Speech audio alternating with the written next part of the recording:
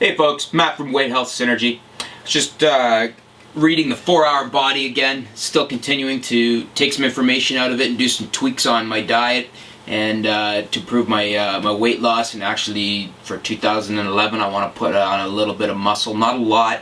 I want to basically be toned and thin.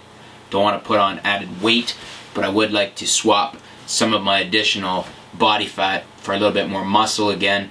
Probably won't be going back to the days of the gym where I used to be at the gym 6-7 days a week. However, probably the good thing with that is I'm going to be going back to some older training routines I used to use that Tim Ferriss reminded me about that I haven't used in a few years, and that was Mike Mentzer training with HIIT.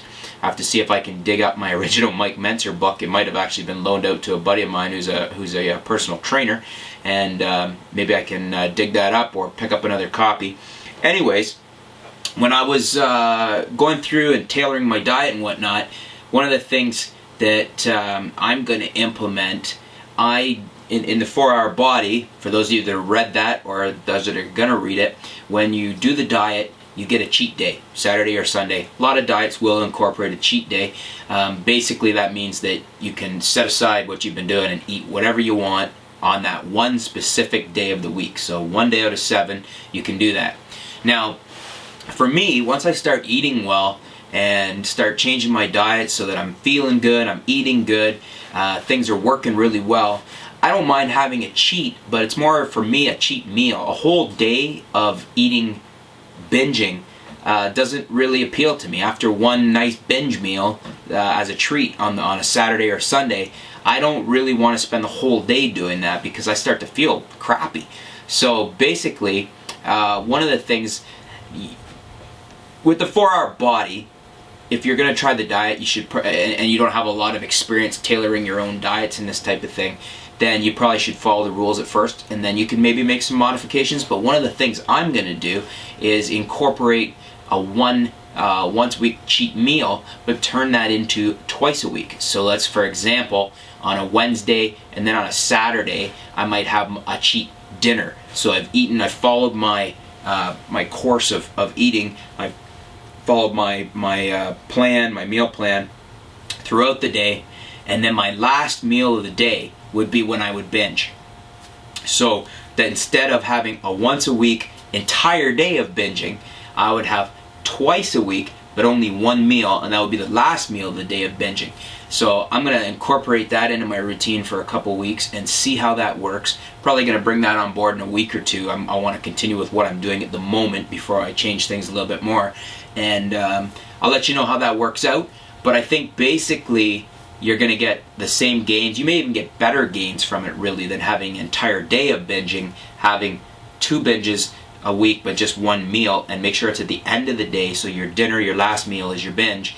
And the advantage with that too is psychological, because you're not waiting 7 days or 6 days for that 7th day for a whole day of reward.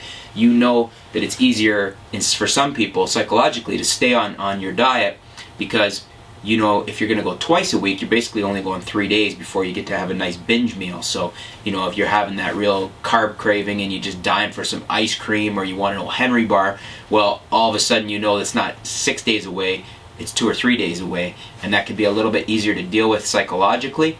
And I also think that probably from a health standpoint, having a little bit of a binge meal twice a week is probably a little bit healthier for you than having an entire day of binge meal. So just a variation on it.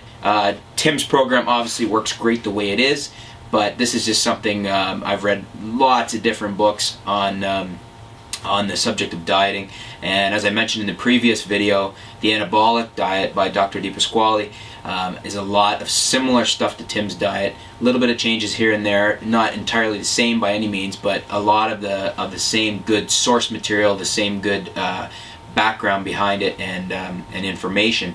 So this is what I think I'm going to give it a try.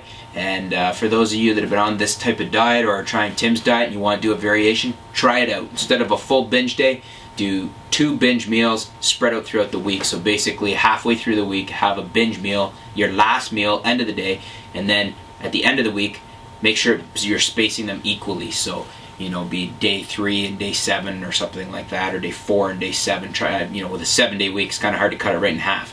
But try that, see if it works for you. You may find out you get even better gains from the whole idea of a binge meal instead of a binge day. Anyways, folks, thanks for tuning in. Stay tuned to Weight Health Synergy. We'll be back soon with more on weight loss, more on increasing your health, and more on living great. Thanks.